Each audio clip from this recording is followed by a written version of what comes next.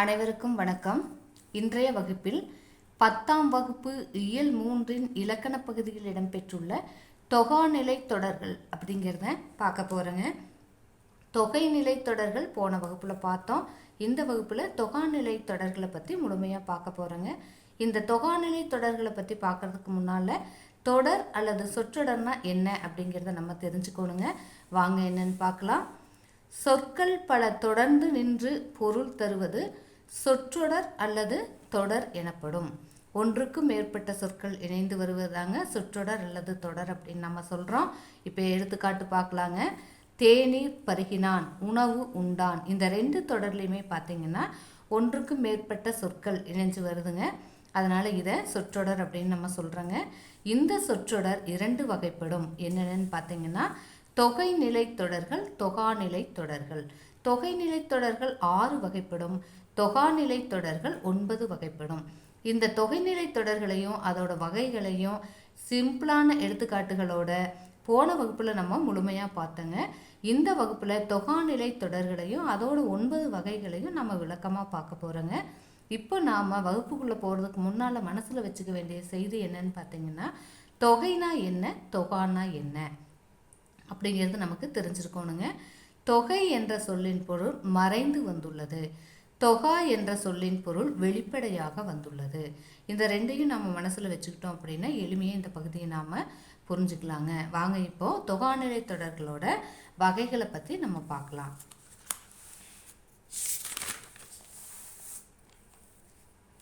தொகாநிலை தொடர்கள் 9 வகை. இந்த 9 வகையை பார்க்கறதுக்கு முன்னால் தொகாநிலை தொடர்களுக்கான சான்று ஒன்று பார்த்துடலாங்க. தொகான்னா ஏற்கனவே சொல்லியிருக்கிறோம், வெளிப்படையாக வந்துள்ளது அப்படின்னு பொருள். இங்கே பார்த்தீங்கன்னா சான்றில் காற்று வீசியது, குயில் கூவியது அப்படின்னு 2 தொடர் கொடுத்துருக்குறோம். இதில் காற்று அப்படிங்கிறது ஒரு சொல், வீசியது அப்படிங்கிறது மற்றொரு சொல். இந்த இரு சொற்களுக்கு இடையில் எந்த ஒரு உருவும் மறைந்து வராமல் இரு சொற்களும் வெளிப்படையாக வந்து தம் பொருளை உணர்த்தி நிற்கின்றன. அதனால் இதை தொகாநிலை தொடர் அப்படின்னு நம்ம சொல்கிறோங்க. வாங்க இப்போ அதோட வகைகள் என்னென்ன அப்படிங்கிறத ஒரு எளிமையான சான்றோட நம்ம பார்க்கலாங்க. இப்போ தொடர்கள், அதோட சான்று. எழுவாய் தொடர், விழித்தொடர், வினைமுற்று தொடர், பெயரெச்ச தொடர், வினையெச்ச தொடர், வேற்றுமை தொடர், இடைச்சொல் தொடர், உரிச்சொல் தொடர், அடுக்கு தொடர். இதுதாங்க தொகாநிலை தொடரோட வகைகள். இப்போ இதோட சான்றுகளை பார்க்கலாங்க. எழுவாய் தொடர் கம்பன் கவிஞர். விழித்தொடர் தம்பி படி. வினைமுற்று தொடர் எழுதினாள் பார்வதி. பெயரெச்ச தொடர் எழுதிய கவிதை. வினையெச்ச தொடர் பாடி மகிழ்ந்தனர். வேற்றுமை தொடர் கவிதையை எழுதினாள். இடைச்சொல் தொடர் மற்றொன்று. உரிச்சொல் தொடர் மாஞாலம். அடுக்கு தொடர் வருக வருக வருக. இப்போ இந்த எடுத்துக்காட்டுகளும் இதுக்கான விளக்கங்களையும் நாம் 10ஆம் வகுப்பு பாடநூலில் உள்ளவாறு இப்போ நம்ம பார்க்கலாங்க. இப்போ 10ஆம் வகுப்பு பாடநூலில் தொகாநிலை தொடர்களை பற்றி பார்க்க போகிறோங்க. நம்ம ஏற்கனவே பார்த்த மாதிரி தொகாநிலை தொடர் ஒரு தொடரில் சொற்களுக்கு இடையில் சொல்லோ உருவோ மறைந்து வராமல் வெளிப்படையாக பொருளை உணர்த்தி வருவது தொகாநிலை தொடர். சான்று காற்று வீசியது, குயில் கூவியது. இந்த 2 தொடர்லையுமே பார்த்தீங்கன்னா சொற்களுக்கு இடையில எந்த ஒரு சொல்லோ உருவோ மறைந்து வரவில்லை. இந்த சொற்கள் வெளிப்பட்டு வந்து தத்தம் பொருளை உணர்த்துகின்றன. அதனால் இது தொகாநிலை தொடர். அடுத்து தொகாநிலை தொடரோட 9 வகைகள் என்னென்னு பார்த்தங்க. அதை எடுத்துக்காட்டுகளோட விளக்கமாக இப்போ பார்க்கலாங்க. முதல்ல நம்ம பார்க்க போகிறது எழுவாய் தொடர். எழுவாய் தொடர்னா என்னன்னு பார்த்தீங்கன்னா எழுவாயுடன் பெயர், வினை, வினா ஆகிய பயனிலைகள். எழுவாய்னா பெயர் சொல்லுன்னு பொருளுங்க, பயனிலைனா வினை சொல்லுன்னு பொருளுங்க. அந்த பயனிலைகள் தொடர்வது எழுவாய் தொடர் ஆகும். எடுத்துக்காட்டு பாருங்க, உங்களுக்கு எளிமையாக புரியும். இனியன் கவிஞர். இனியன் அப்படிங்கிறது எழுவாய்ங்க, அதோட பெயர் சொல் தொடர்ந்து வந்ததுனால பெயர் தொகாநிலை தொடருங்க. காவிரி பாய்ந்தது. இங்கே காவிரி அப்படிங்கிறது பார்த்தீங்கன்னா எழுவாய்ங்க, பாய்ந்தது அப்படிங்கிறது வினைச்சொல். இப்போது எழுவாயை தொடர்ந்து வினைச்சொல் வந்ததுனால வினை தொகாநிலை தொடருங்க. அடுத்து பேருந்து வருமா. பேருந்து அப்படிங்கிறது எழுவாய்ங்க, வருமா அப்படிங்கிறது வினாச்சொல். அப்போ எழுவாயை தொடர்ந்து வினாச்சொல் வந்ததுனால வினா தொகாநிலை தொடருங்க. இப்போ இது புரிஞ்சிருக்குன்னு நினைக்கிறேங்க. அடுத்த நம்ம பார்க்க போகிறது விழித்தொடர். இப்போ விழி அப்படின்னா அழைத்தல் பொருளில் வரக்கூடியதுங்க. தம்பி, அம்மா, கண்ணா, இந்த மாதிரி அழைக்கக்கூடியதை தான் நம்ம விழித்தல்னா அழைத்தல் அப்படின்னு பொருளுங்க. விழித்தொடர் அப்படின்னா அழைத்தல் பொருளில் வரக்கூடிய தொடர். விழியை தொடர்ந்து வினை அமைவது விழித்தொடர். ஒரு விழிச்சொல்லை தொடர்ந்து வினைச்சொல் அமைந்து வருவது விழித்தொடர். சான்று பார்க்கலாங்க. நண்பா எழுது. இதில் நண்பா அப்படிங்கிறது விழிச்சொல். நண்பனை அழைத்து எழுது அப்படிங்கிறது வினைச்சொல். அப்போது ஒரு விழியை தொடர்ந்து வினைச்சொல் வருவது விழித்தொடர். அடுத்து நம்ம பார்க்க போகிறது வினைமுற்று தொடருங்க. வினைமுற்று தொடரை பார்க்க போகிறோங்க. இந்த தொடரின் இறுதியில் இடம்பெற வேண்டிய வினைமுற்று. ஒரு தொடர் எடுத்துக்கிட்டிங்கன்னா அந்த தொடரோட இறுதியில் தாங்க வினைமுற்று வரும். ஆனால் அந்த வினைமுற்று தொடரில் பார்த்தீங்க அப்படின்னா முதல்லையே வினைமுற்று வந்திருக்குது, அடுத்து தாங்க பெயர் சொல் வருது. முதல்ல வினைமுற்று நின்று பெயரை கொண்டு முடிவது வினைமுற்று தொடருங்க. எடுத்துக்காட்டு வச்சு நீங்கள் எளிமையாக மனசில் வச்சுக்கலாங்க. வினைமுற்று அப்படிங்கிறது ஒரு தொடரின் இறுதியில் இடம்பெறக்கூடியது. ஆனால் அந்த வினைமுற்று தொகாநிலை தொடரில் பார்த்தீங்கன்னா ஒரு தொடரோட முதல்ல வினைமுற்று தொடர் வந்து பெயரை கொண்டு முடிந்துள்ளது. அதனால் இதை வினைமுற்று தொகாநிலை தொடர் அப்படின்னு நம்ம சொல்கிறோங்க. அடுத்து பெயரெச்ச தொடர். பெயரெச்ச தொடர்னா என்னன்னு பார்க்கறதுக்கு முன்னால் எச்சம்னா என்னன்னு நமக்கு தெரியணுங்க. எச்சம் என்பது விகுதி பெறாமல் எஞ்சி நிற்கக்கூடிய சொல்லத்தான் எச்சம் அப்படின்னு நம்ம சொல்லுவோங்க. முற்று பெறாத வினை பெயர் சொல்லை கொண்டு முடிவது பெயரெச்ச தொடர். எடுத்துக்காட்டு பார்த்தா எளிமையாக புரியுங்க. கேட்ட பாடல். இங்கே கேட்ட அப்படிங்கிறது வினை சொல்லுங்க. கேட்டல் அப்படிங்கிற தொழிலை குறிக்கக்கூடிய வினைச்சொல். இது கேட்ட அப்படின்னு எஞ்சி நிற்குதுங்க. விகுதி பெறாமல் எச்சமாக நிற்கிறது. அப்போ கேட்ட பாடலா, கேட்ட கவிதையா, கேட்ட சொல், என்ன கேட்டோம் அப்படிங்கிறது தெரியலைங்க. கேட்ட அப்படிங்கிறது எஞ்சி நிற்குது வினை முற்று பெறாமல். அதைத்தான் எச்சம்னு சொல்கிறோங்க. இவ்வாறு நிற்கக்கூடிய எச்சமானது ஒரு பெயரை கொண்டு முடிந்தால் அது பெயரெச்ச தொடர். அதே எச்சம் வினையை கொண்டு முடிந்தால் அது வினையெச்ச தொடர். அதை நம்ம அடுத்தது பார்க்கலாங்க. இப்போ நாம் பார்க்க போகிறது வினையெச்ச தொடர். முற்று பெறாத வினை வினைச்சொல்லை கொண்டு முடிவது வினையெச்ச தொடர். அதே பெயர் சொல்லை கொண்டு முடிந்தால் பெயரெச்ச தொடர். பாடி மகிழ்ந்தனர். பாடி அப்படிங்கிறது எச்சம்ங்க, முற்று பெறாமல் நிற்கிறது. மகிழ்ந்தனர் அப்படிங்கிற பெயரை வினையை கொண்டு முடிந்துள்ளதுங்க.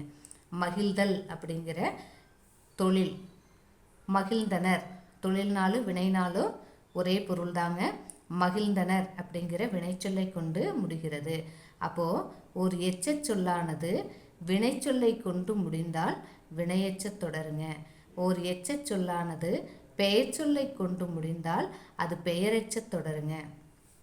அடுத்து வேற்றுமை தொடரை பார்க்க போகிறோங்க. வேற்றுமை தொடரை பார்க்குறதுக்கு முன்னால் வேற்றுமை உருபுகள் நம்ம ஏற்கனவே போன வகுப்பில் பார்த்தோம்.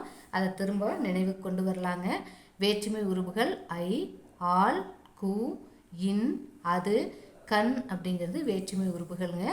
இந்த வேற்றுமை உருபுகள் வெளிப்பட அமையும் தொடர்கள் வேற்றுமை தொகாநிலை தொடர்கள். ஏற்கனவே பார்த்தங்க. தொகா அப்படின்னா வெளிப்படையாக வந்துள்ளதுன்னு பொருளுங்க. தொகை அப்படின்னா மறைந்து வந்துள்ளதுன்னு பொருளுங்க. இங்கே தொகா அப்படின்னு இருக்கிறதுனால வெளிப்படையாக வந்துள்ளது. வேற்றுமை உருபுகள் வெளிப்பட அமையும் தொடர்கள் வேற்றுமை தொகாநிலை தொடர்கள் ஆகும். எடுத்துக்காட்டு பாருங்க. கட்டுரையை படித்தால். இந்த இடத்துல கட்டுரையை ஐ அப்படிங்கிற இரண்டாம் வேற்றுமை உறுப்பு வெளிப்படையாக வந்திருக்குதுங்க. அதனால் ஐ என்னும் வேற்றுமை உறுப்பு வெளிப்படையாக வந்து நமக்கு பொருளை உணர்த்துகிறது. அதனால் இது வேற்றுமை தொகாநிலை தொடருங்க. அடுத்த எடுத்துக்காட்டு பார்த்தீங்கன்னா அன்பால் கட்டினர். அன்பால் அன்பால் அப்படிங்கிற இந்த இடத்துல ஆள் அப்படிங்கிற வேற்றுமை உறுப்பு வருதுங்க. இந்த ஆள் அப்படிங்கிறது மூன்றாம் வேற்றுமை உறுப்புங்க. மூன்றாம் வேற்றுமை உறுப்பு வெளிப்படையாக வந்து பொருள் உணர்த்தியதால் மூன்றாம் வேற்றுமை தொகாநிலை தொடர். அடுத்தது அறிஞருக்கு பொன்னாடை. அறிஞருக்கு இந்த இடத்துல கு அப்படிங்கிற வேற்றுமை உறுப்பு வந்திருக்குதுங்க. கு அப்படிங்கிறது பார்த்தீங்கன்னா நான்காம் வேற்றுமை உறுப்புங்க. நான்காம் வேற்றுமை உருபு வெளிப்படையாக வந்து பொருள் உணர்த்தியதால் இது நான்காம் வேற்றுமை தொகாநிலை தொடர். அடுத்து நம்ம பார்க்க போகிறது இடைச்சொல் தொடருங்க. இடைச்சொல் தொடர்னா என்னன்னு பார்க்கலாங்க. இடைச்சொல் தொடர் இடைச்சொல்லுடன் பெயரோ வினையோ தொடர்வது இடைச்சொல் தொடர் ஆகும். மற்றொன்று, இப்போ நம்ம எடுத்துக்காட்டு பார்க்கலாங்க. மற்றொன்று, இதை ரெண்டாக பிரிச்சிங்கன்னா மற்று கூட்டல் ஒன்று அப்படின்னு வருங்க. மற்று அப்படிங்கிறது இடைச்சொல், ஒன்று அப்படிங்கிறது பெயர்ச்சொல். ஒரு இடைச்சொல்லானது பெயர் சொல்லையோ வினை சொல்லையோ பெற்று வருவது இடைச்சொல் தொடர் அப்படின்னு நம்ம பார்க்குறோங்க. இங்கே மற்றொன்று அப்படிங்கிறத ரெண்டாக பிரிச்சிங்கன்னா மற்று கூட்டல் ஒன்று. மற்று அப்படிங்கிறது இடைச்சொல், ஒன்று அப்படிங்கிறது பெயர்ச்சொல்.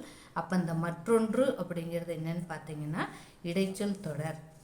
அடுத்து உரிச்சொல் தொடர். உரிச்சொற்கள் சால, உரு, தவ, நனி, கூர், கழி, கடி, வை, மா இப்படி நிறைய உரிச்சொற்கள் நம்ம தமிழில் இருக்குதுங்க. இந்த உரிச்சொற்களோட பொருள் என்னன்னு பார்த்தீங்கன்னா மிகுதி பொருளை தரக்கூடியது. அந்த மிகுதி பொருளுக்காக தாங்க இந்த உரிச்சொற்களை நம்ம பயன்படுத்துகிறோம். உரிச்சொல்லுடன் பெயரோ வினையோ தொடர்வது உரிச்சொல் தொடர். இடைச்சொல்லுடன் பெயரோ வினையோ தொடர்வது இடைச்சொல் தொடருங்க. உரிச்சொல்லுடன் பெயரோ வினையோ தொடர்வது உரிச்சொல் தொடருங்க. தெளிவாக மனசில் வச்சுக்கோங்க. அப்போ இந்த உரிச்சொல் பார்த்தீங்கன்னா இங்கே நமக்கு கொடுத்துருக்கிற சான்று சால சிறந்தது அப்படிங்கிறது கொடுத்துருக்குறாங்க. இதில் சால அப்படிங்கிறது உரிச்சொல், அதனை தொடர்ந்து சிறந்தது அப்படிங்கிற சொல் வந்திருக்குதுங்க. சால சிறந்தது, சிறந்தது அப்படின்னாவே சிறப்பான ஒன்று அப்படின்னு பொருளுங்க. சால அப்படிங்கிறது இதோட பொருளை இன்னும் மிகுதிப்படுத்தி தருவதற்காக பயன்படுத்தப்பட்டுள்ளது. அப்போ சால சிறந்தது அப்படின்னா மிகச்சிறந்தது அப்படின்னு பொருளுங்க. இந்த உரிச்சொற்கள் எல்லாமே மிகுதி பொருளை தருவதற்காக வரக்கூடியன. அடுத்து நம்ம பார்க்கக்கூடியது அடுக்கு தொடருங்க. இந்த அடுக்கு தொடர் என்னன்னு பார்த்தீங்கன்னா ஒரு சொல் 2, 3 முறை அடுக்கி தொடர்வது அடுக்கு தொடர் ஆகும். ஒரு சொல் 2 முறையோ 3 முறையோ அல்லது 4 முறையோ அடுக்கி வருவது அடுக்கு தொடர். சான்று பாருங்க. வருக வருக வருக. இப்போ நம்ம வீட்டுக்கு உறவினர் வர்றாங்க, நண்பர்கள் வர்றாங்கன்னா இன்முகத்தோடு எழுந்து போய் வாங்க வாங்க வாங்க அப்படின்னு கேட்குறோம் இல்லைங்களா, அதுதான் வருக வருக வருக. இப்போ நம்ம பக்கத்தில் ஒரு பாம்பு வந்துருச்சு, நம்ம என்னங்க சொல்லுவோம்? பாம்பு பாம்பு பாம்பு அப்படின்னு 2, 3 முறை சொல்லுவோம் இல்லைங்களா, அதுவும் அடுக்கு தொடர் தாங்க. சரிங்களா? அப்போது ஒரு சொல் 2, 3 முறை அடுக்கி தொடர்வது அடுக்கு தொடர் ஆகும். இப்போது இந்த பகுதியில் நாம் தொகாநிலை தொடர்னா என்னன்னு பார்த்தங்க. அதோட 9 வகைகளை பற்றி பார்த்தோம். எளிமையான சான்றுகளோட விளக்கங்களை பார்த்தோம். இந்த பகுதி உங்களுக்கு தெளிவாக புரிஞ்சிருக்கும்னு நினைக்கிறேங்க. நாம் மீண்டும் அடுத்த பகுதியில் சந்திக்கலாங்க. அடுத்த இலக்கண பகுதியில் நம்ம அடுத்த வகுப்பை தொடர்வோம். நன்றி. வாழ்க வளமுடன்.